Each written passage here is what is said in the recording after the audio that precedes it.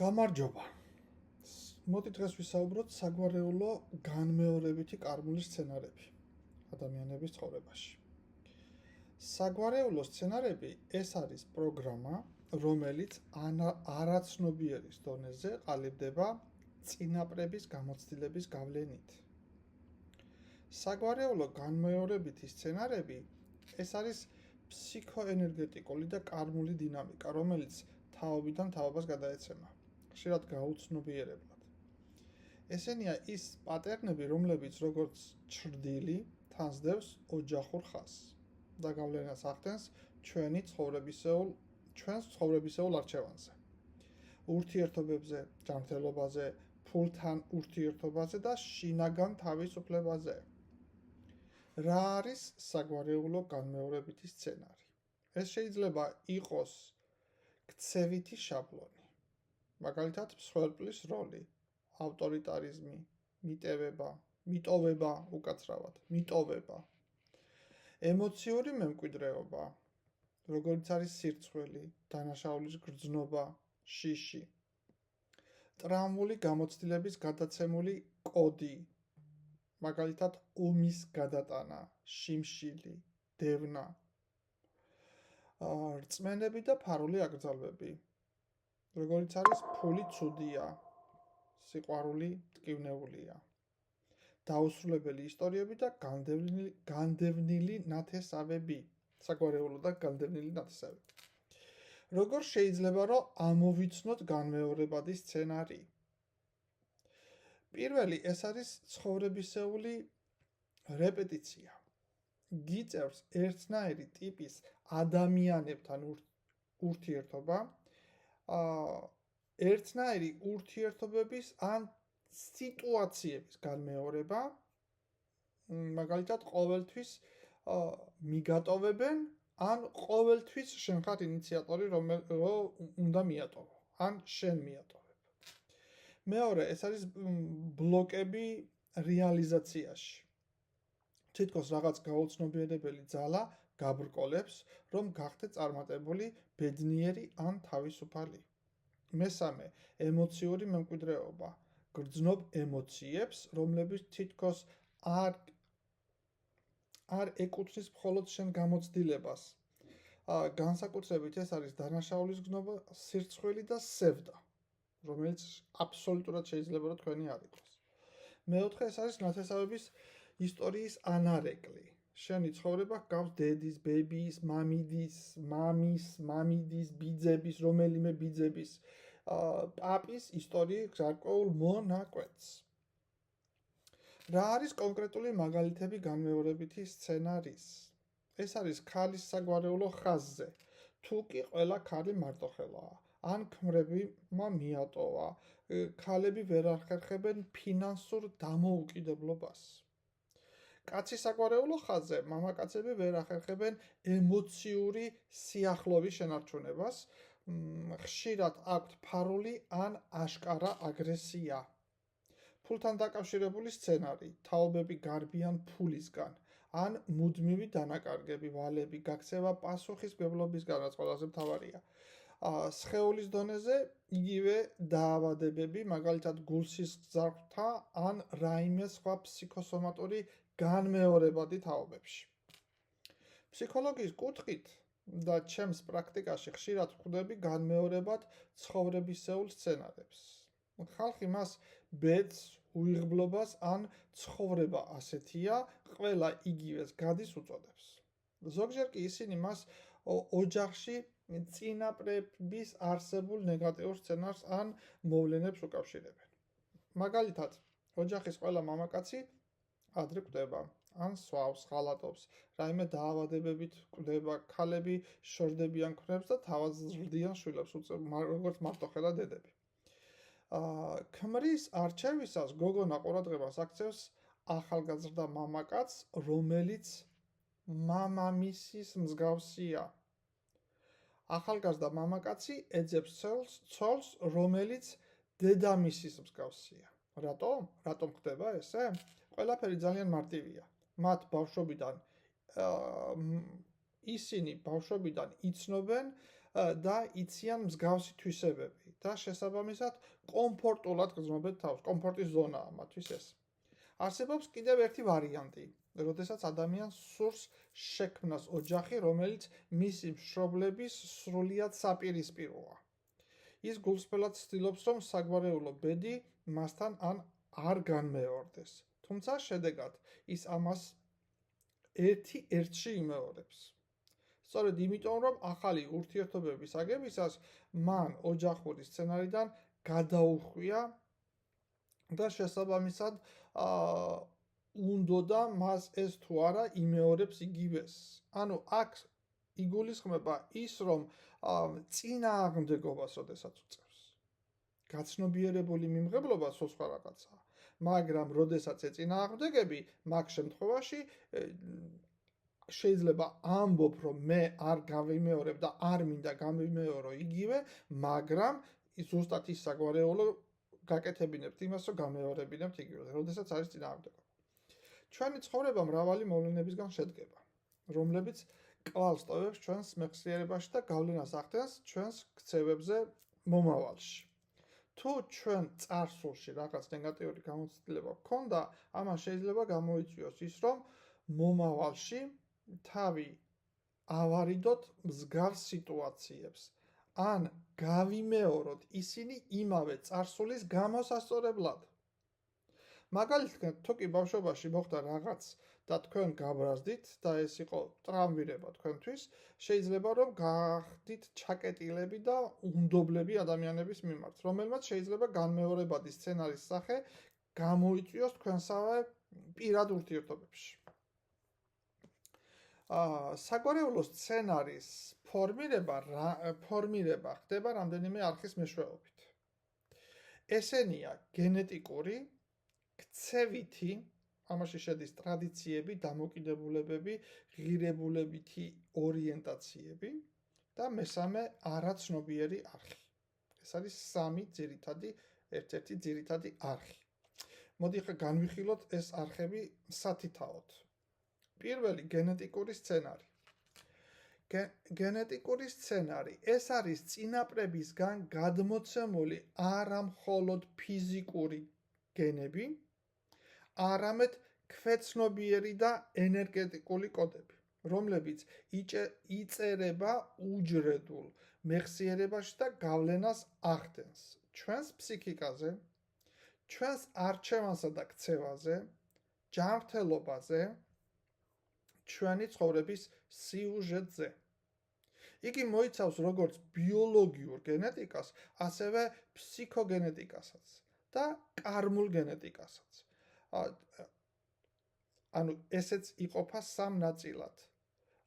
ბიოლოგიური გენეტიკა ეს არის კლასიკური სამედიცინო თვალსაზრისით აღიარებული გენეტიკური მემკვიდრეობა. ფიზიკური მახასიათებლები შედის ამაში, ჩვენ გავართ ან დედას, ან მამას. მიდრეკილებები დაავადებებისკენ გენეტიკურად გადმოცემული, ჰორმონალური ტიპები, მეტაბოლიზმი, მაგალითად დიაბეტი, დეპრესიისკენ მიდრეკილება, სიმსუქნე, ან თუნდაც უნაყოფობა. ესეც არის ესეთი გენეტიკური კოდი გადმოცემული, შეიძლება იყოს როგორც სცენარი. მეორე, როგორც ვთქვი, არის ფსიქოგენეტიკა, ემოციური მემკვიდრეობა. ეს არის ის, რაც ემოციურ ქცევით დონეზე გადაეცემა თაობიდან თაობას. შიშები, მაგალითად ღალატის, მიტოვების შიში, დანაშაულის შეგრძნება იმაზე, რაც არ ჩაგიდენია. თვით საბოტაჟი, რომელიც მოდის დედასაც ასე არ უყვარდა საკუთარი თავი. სცენარია ჩვეულებრივი და სევდის გადმოცემა, როგორც ქრონიკული შინაგანი ფონი. ეს ყველაფერი იწერება, როგორც უკვე ვახსენე, ეგრეთ წოდებულ უჯრედულ მეხსიერებაში, ხშირად ადამიანი გრძნობს ტკივილს, რომელსაც რეალური წარსული არ აქვს. იმიტომ, რომ ის მემკვიდრეობით მიღებული ენერგეტიკული კოდია და გადმოცემულია საგვარეულო სცენარით. კარმული ენერგეტიკა, კარმული გენეტიკა, სულის კონტრაქტი საგვარეულოსთან. ეს დონე ყველაზე ღრმაა და გულისხმობს, რომ ჩვენ არა მხოლოდ შემთხვევით ვიბადებით კონკრეტულ საგვარეულოში, არამედ ჩვენმა სულმა თავად აირჩია ეს გამოცდილება. და ჩნდება განმეორებითი სცენარები სიყვარულში, ფულში, ჯანმრთელობაში, ტკივილის დანაკარგის მსხვერპლის მემკვიდრეობა, ტკივილის დანაკარგის და მსხვერპლის მემკვიდრეობა, კონკრეტული ენერგეტიკული პროგრამები, რომლებიც წინა ცხოვრებიდანაცაა გადმოცემული. მაგალითად, თუ ქალის ხარში რამდენიმეჯერ იყო ბავშვის დაკარგვა, უნაყოფობა ან მარტოხელა დედობა, ეს ხდება კარმული კოდის ნაწილი და შემდეგ თაობაში ხდება კვლავ აქტივაცია ამის, სანამ თაობაში ვინმე არ დაიბადება, ვინც აიღებს პასუხისმგებლობას, რომ ეს ყველაფერი გადაამუშავოს, განეიტროლოს და გაიტანოს თავის საგვარეულოდ. მეორე არხი საგვარეულო სცენარის, ეს არის ქცევითი სცენარი. ეს არის საგვარეულოში თაობიდან თაობაზე გადაცემული ქცევის მოდელები, ღირებულებითი კოდები, ტრადიციები და რწმენები, რომლებიც ხშირად ისე ძლიერად არის ფესვგადგმული ჩვენს ფსიქიკაში, რომ მექანიკურად უნებლიეთ ვიმეორებთ, თუნდაც არ გვესმოდეს თუ რატომ. ეს სცენარი ქმნის შინაგან ავტოპილოტს, რომელიც გავლენას ახდენს იმაზე, ვის ვირჩევთ პარტნიორად, როგორ აღვიქვავთ ფულს, წარმატებას, ძალაუფლებას, ემოციებს, სხეულს და თვით სამყაროს ჩვენს გარშემო. ქცევითი სცენარი მოიცავს 3 ძირითად კომპონენტს. პირველი ტრადიციები, რასაც აკეთებდა ოჯახი ყოველთვის. მაგალითად, ქალმა უნდა მოითმინოს. ოჯახის გარეთ საკუთარი ტკივილი არ უნდა გამოიტანო. დედა პირველია, შვილი მეორე, ან პირიქით. ფული უნდა დაიმალოს, თორემ სხვისი შორიანი თვალი მოვა, ან თვალი გვეცემა, ან დაახლოებით ესეთი მიდგომებით. მეორე, დამოკიდებულებები, ქცევის სტანდარტები, რას ითხოვს ოჯახური ან საგვარეულო სისტემა. ესენია ემოციის გამოხატვა უდრის სისუსტეს. მოთხოვნა შეიძლება იყოს ან ოჯახში, ან საგვარეულოში, რომ არანაირი ემოცია არ გამოხატოს, სუსტი არ გამოჩნდა. მორჩილება უდრის ღირსებას. სცენარის მიხედვით შეიძლება იყოს ესე. პასუხისმგებლობის გადაბარება უფროსზე. მე არ ვარ პასუხისმგებელი არაფერზე, დამნაშავე შენ ხარ. სცენარი შეიძლება იყოს ოჯახში, გვარში ესეთი. კრიტიკა ტოლფასია ღალატის. სიჩუმე უდრის თავშეკავებულობას. თუმცა რეალურად ის შეიძლება იყოს ჩახშობა საკუთარი ხმის. მესამე, ღირებულებითი ორიენტაციები, რა ფასეულობა გადაეცემა მართებულად შთამომავლებს.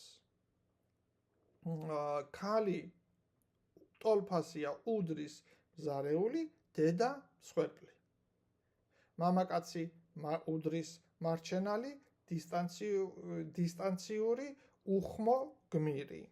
სიყვარული უდრის ტანჯვას. სცენარი შეიძლება იყოს ესეთი. წარმატება უდრის დანაშაულის გრძნობას ან მარტოობას. სცენარით შეიძლება იყოს ესეთი ცნება ხშირია ძალიან, რომ იყო წარმატებული, ნიშნავს ეს ის, რომ დამნაშავე ხარ, შენ მიაღწია წარმატებას, ვიღაცა არა, დამნაშავე ხარ, ან მარტო ხარ. რადგანაც წარმატებული ხარ, ესე იგი მარტო უნდა იყო. დაახლოებით ესეთი მიდგომებით. და სხეულზე ზრუნვა უდრის ეგოიზმს. ესე იგი, შენ თუ ზრუნავ საკუთარ თავზე, ხარ ეგოისტი. ესეთი სცენარი შეიძლება არსებობდეს. როგორ ვლინდება ადამიანებში ეს ქცევითი სცენარი? გამოვლინება როგორ ხდება? საკუთარ თავზე უარის თქმა, რომ ოჯახის ღირსეული შვილი იყო, ან გვარის ღირსეული შვილი იყო.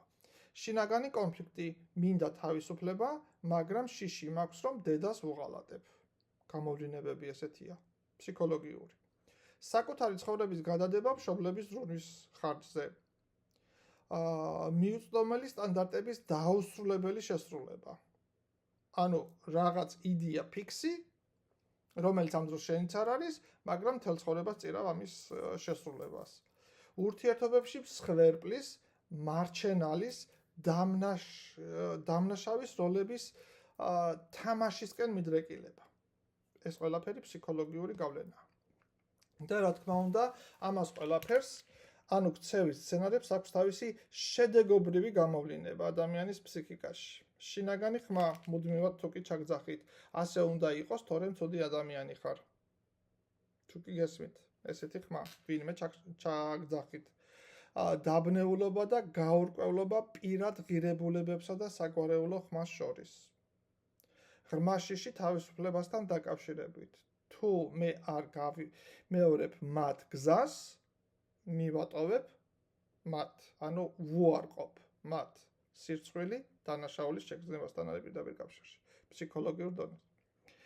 მესამე საგვარეულო სცენარი, არხი, არის არაცნობიერი არხი. ეს არის ფსიქოენერგეტიკული გზა, რომლის მეშვეობითაც გვაკავშირებს საგვარეულო სისტემასთან. არაცნობიერი არხი. კოლექტიურ არაცნობიერთან, რასაც მეორენაირად ეგრეგორი ქვია, ან სულის სიღრმისეულ მოგონებებთან, წინაცხოვრების გამოცდილება, რეინკარნაციული წინაცხოვრების გამოცდილება. ისე რომ ეს ხშირად არც კი ჩანს ცნობიერ გონებაზე და ჩვენი ცნობიერი გონება არის ეს შუბლის ტვინის წინა ნაწილი.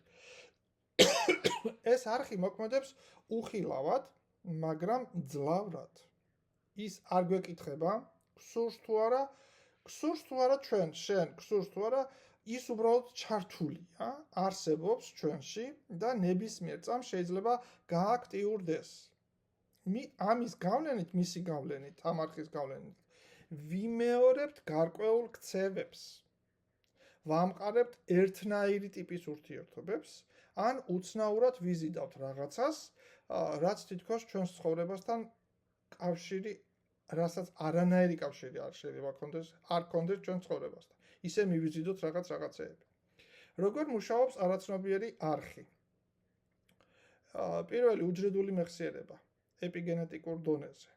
არაცნობიერი არხით თქვენში შეიძლება გაიღვიძოს ისეთმა მეხსიერებამ, რაც თავად არც კი განგიცდიათ თქვენს ცხოვრებაში, საკუთარ ცხოვრებაში.